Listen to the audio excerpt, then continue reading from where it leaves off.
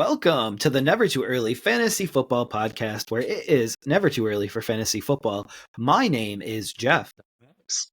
As always, thank you for downloading, listening, liking, and commenting on our podcast videos. Please join our community by subscribing to us on the socials. Our handle on all platforms is at N2E Fantasy. We are also available on all major podcasting apps by searching N2E Fantasy. Alex, what do we have on today's show? On this episode of the Never Too Early Fantasy Football Podcast, we are doing our Week 2 primer of the 2024 NFL season. So, I know that we have done our 2 season projections at some point, and we're checking our May projections and our September projections. We will be going through our Week 2 projections here, picking teams here, seeing if anything changes for us. So, Jeff, you have up first for Thursday Night Football, the Bills at the Dolphins, both of them coming off a Week 1 victory. It's in Miami, but Miami may be missing their best 2 running backs in Mostert and Achane. Does that affect anything? Do you still going like home team, or do you think they don't have enough firepower? You go Bills or Dolphins Thursday Night Football. So I do expect this game to be high scoring. I probably would smash the over in this game. I know you typically wouldn't do that if it's a Thursday night game because they're typically lower scoring, but the over-under is 49 points. So that would be a 26-24 game, and I think that's going to be very easily cleared in this game. So, but give me the Buffalo Bills in this game. They showed me enough last week that they can keep up with teams and actually score points. We'll see if their defense can slow down the Dolphins just enough to score more points than them. So, but I'm going to go the Buffalo Bills here. I almost switched my pick because of that, just to go opposite. But I'm also going Buffalo Bills. I think Dolphins without potentially Achane or Mostert is going to be kind of tough for them. Granted, Tyreek Hill can blow up at any points. But Dolphins, it's a nighttime game. They don't have their home field advantage that much as they would at a noon game because one side of the field cooks and the other side is in the shade. So I think Josh Allen's just too good. He's just going to will the Bills to win this one. So I'm going Bills on a short week. And would you, if Achane and Mostert were out Thursday, who would you pick? Who would you pick to be the starting running back for the Dolphins if you had to start one in fantasy? Is it Wright or is it Wilson? Wilson. It's Wilson, Okay. but Wright would have the upside with the explosive plays. Okay, perfect. So we can move on to game number 2, and it's the Browns at the Jaguars. Who do you have in this game? Both coming off losses.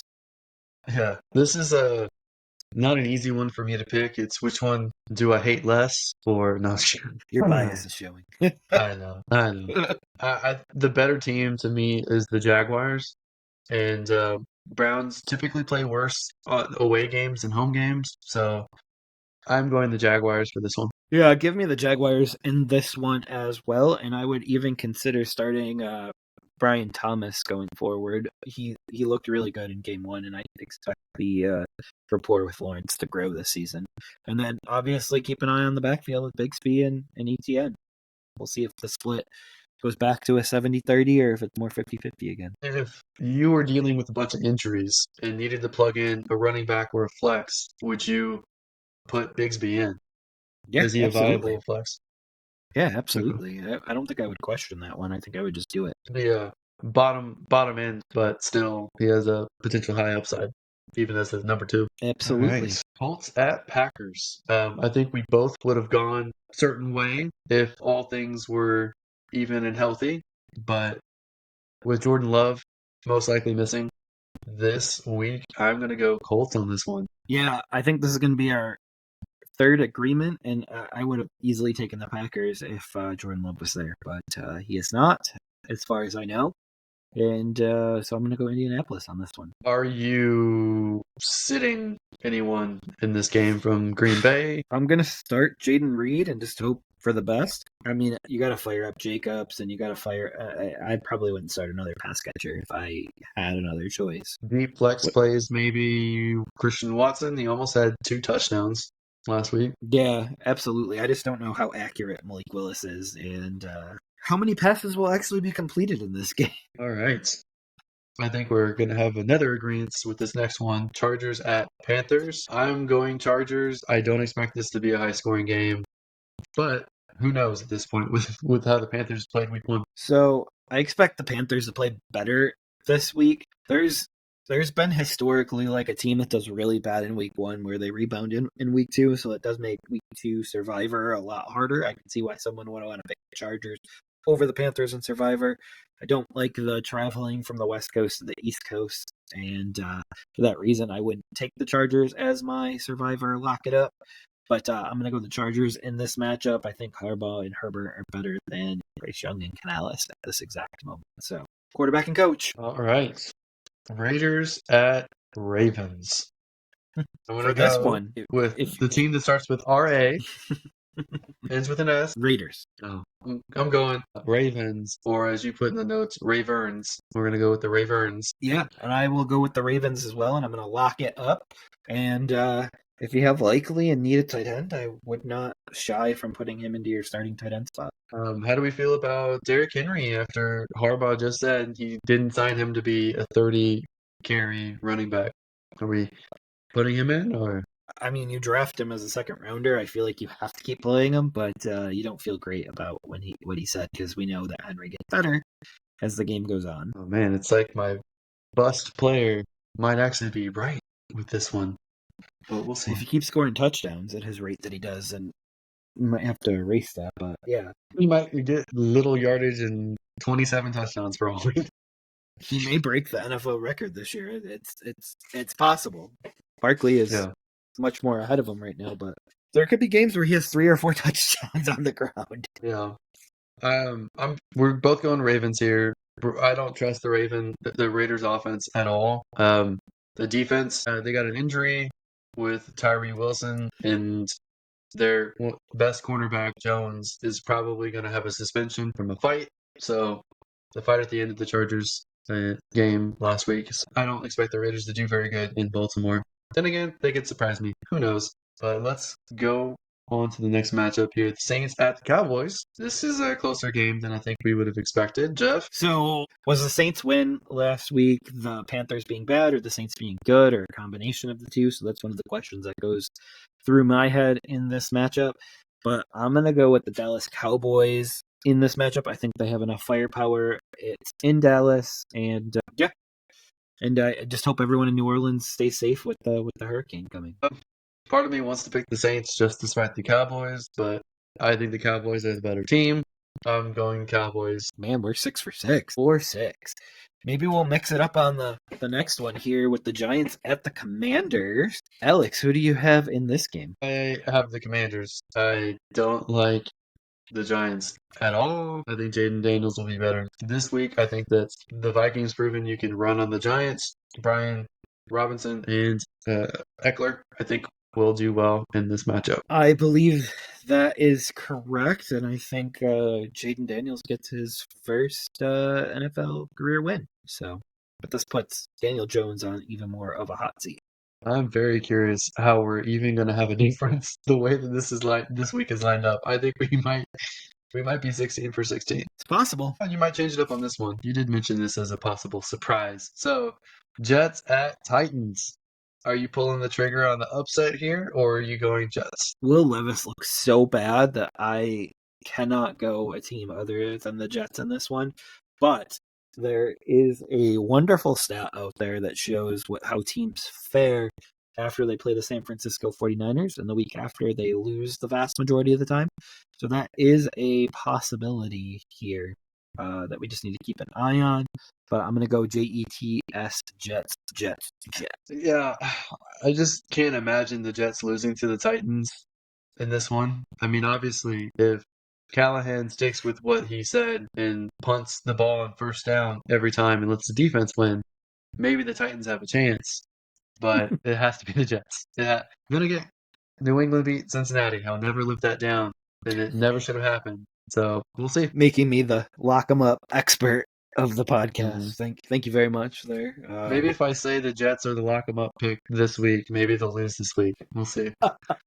Do you want them to lose? I don't care about them one way or the other. Right. So we got the But they should Seahawks Yeah, we got the Seahawks at the Patriots next on deck. Who are you going in this one? I know you were debating on this one. I just can't imagine either of these teams starting off 2-0, to be honest with you. My brain says the Seahawks, probably. What does your heart say? My heart says do something different so we can have a difference this week. Difference for difference sake is not always the best thing, but is your final answer the Seahawks? Yeah, I think the Seahawks. Yeah, it makes the most sense. I think that they're going to surprise people with the amount of wins that they have this year. Just keep in mind. Jeff doing the 180 on the Seahawks this year from last year. I am. They have a really Next, you're good going to hear schedule. about how Geno Smith is the top 10 quarterback in the league, according to Jeff. He was the one Everything thing holding changed. them back from dominating against the Broncos. Not the Broncos defense, but it was Geno Smith exclusively. Hey, man, I would love to see Sam Howell back there. Gunslinger. Extraordinary. All right. Let's move on to the next gunslinger here, and that is 49ers at Vikings. Your Sam Darnold. Can he pull off a week 2 victory against, of all teams, the 49ers? Yeah, his former team. This is a Sam Darnold Bowl. He just left the 49ers for the Vikings here. So I think this game will be closer than people think. 49ers playing on the short week. Vikings offense and defense seem to be better than expected, but I still have to go San Francisco in this matchup. Yeah, I'm going 49ers in this matchup, and I'm begging the 49ers not to play Christian McCaffrey this week at that turf. So no need to risk his, was it Achilles tendonitis or whatever it was, the lower leg injury, something tinnitus. Yeah, it was tendonitis of the Achilles, which I've never really heard of, so it feels like I've never heard of that either. No. Elements now. So yeah, I hope that they continue to play Jordan Mason, keep Christian McCaffrey healthy, and I think they should still win pretty handedly against the Vikings, in my opinion. Absolutely. And then we have the Buccaneers at the Lions, and this could be the game of the week. Alex, who are you taking in this one? I think this can go either way. I'm just going to stick with the Lions. You know, I like the Lions. I think that they're a better team, although the Buccaneers will make this a high-scoring game. I think this should be the highest-scoring game of the week. Over-under is 51, and I probably would still smash the over on this game. I would say it's going to be like 60, 61 points, something like that. Yeah. If this game was in Tampa, I would be picking the Buccaneers, but since it's in Detroit, I will pick Detroit. So we got another agreement there. Alex, I know you like different, but I have to go with what I think is right, regardless of who you pick or who didn't pick. You're just nervous and you want to copy my picks. That's what I think. We've been rotating. Sure, Jeff. Sure. All right, we got Rams at Cardinals. Who do you have in this NFC West matchup? So Stafford looked great. This is going to be another great matchup here. Stafford looked great, but he lost Puka Nacua. This game is in Arizona, and I am going to go Arizona, who also looked good against the Buffalo Bills this last week. We have our first and probably only difference of the week. I'm going Rams. I just don't trust Arizona yet. I think the Rams are better. I don't know what to tell Marvin Harrison Jr. owners. I guess you have to start him because he was a second-round pick, but I wouldn't feel great about that. Mm-hmm. All right. Maybe they can pick up a Ladd McConkey or Brian Thomas Jr. or someone who wasn't already rostered. I don't know. Absolutely. Alan Lazard. Yeah, there you go. Start Alan Lazard over Marvin Harrison Jr. and over your feel sick to your stomach. Absolutely. So speaking of sick to your stomach, or maybe you're doing 360s on this one here, but Bengals at the Chiefs. You have previously picked the Bengals over the Chiefs in this game. Are you sticking with that or switching to the Chiefs? There's no way after week 1 I would pick the Bengals over the Chiefs. Not because they're not capable of it, but I don't trust them. After how they lost week 1, I don't trust in them like I normally would. But I know Joe Burrow is one of the few quarterbacks who can beat Patrick Mahomes. So I would cheer for the Bengals to rebound this week against the Chiefs. I'm just not counting on it, so I'm going Chiefs. I am going to go the Chiefs as well. Okay. We have 3 matchups left. So we have Steelers at the Denver Broncos. Jeff, obviously, I know you're Bo Nix's biggest fan, and I know you're rooting for him to succeed. and prove all the doubters wrong. Are you going to pick the Broncos in this one? I am not. I think a second good defense in a row playing a rookie Bo Nix is going to be too much for him to overcome, and I think he's gonna play this year, and I think he's gonna have a lot of struggles, and that's just kind of where we have to put Bo Nix right now. And we'll see if Sean Payton starts to sour on him, or if it's his pick for the future. I think this matchup is going to be decided by who can score more than 15 points, and it could go either way, but the Steelers' defense looks very formidable. Broncos' offense doesn't look great. I don't think that's Bo Nix's fault.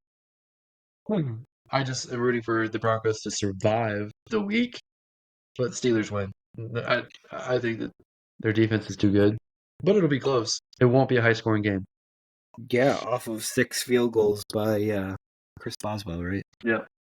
This time it might be 7. Who knows? Absolutely, because we know Justin Fields is not punching one in for a touchdown. He might run one in. Maybe. All right, we got the Bears at your Texans on a little bit of Sunday Night Football action. Who are you going here? Please tell me it's the Bears. On the Texans.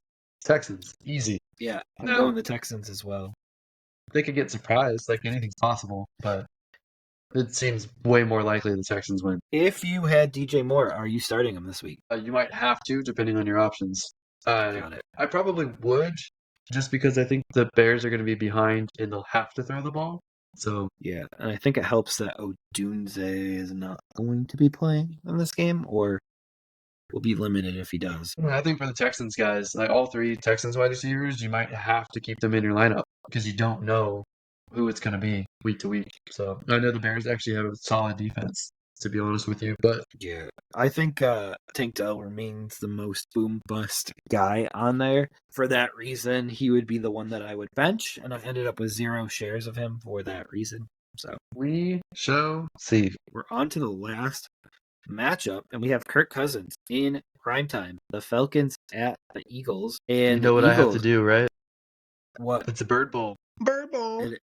It's our first bird bowl of the year. But the Eagles also have 2 extra days rest because they played on Friday last week. Or actually, yeah. So they are coming off of a massive rest from game 1 to here.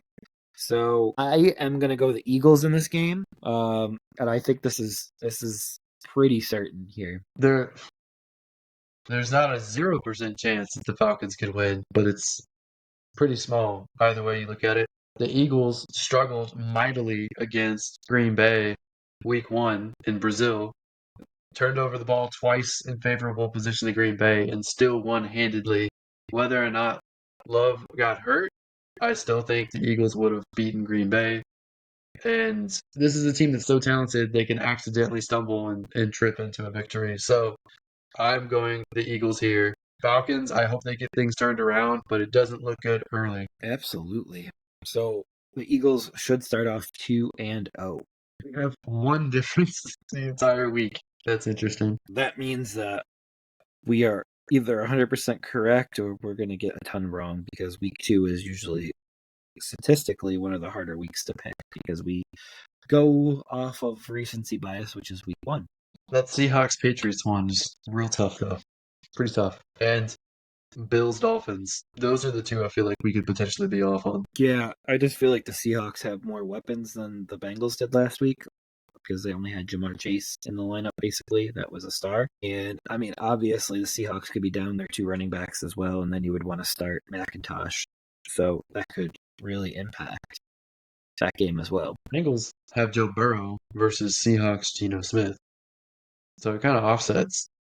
And this is in Gillette Stadium. I mean, it's in New England. September, Joe Burrow is equal to all season Geno Smith. October, Joe Burrow is so much greater than Geno Smith. It's not even funny. It's ridiculous when that calendar switches over for Joe Burrow. All right. Well, that was nice and quick. Anything else to add, Jeff? No, I think that is everything, and I cannot wait to watch a second week of football. You and me both. This is the first week of the year for Amazon Thursday night because the other one was NBC. Absolutely. We just need a paid sponsorship with Amazon now. We need a paid sponsorship in general. We'll get one. All right, and that does it for another episode of the Never Too Early Fantasy Football Podcast.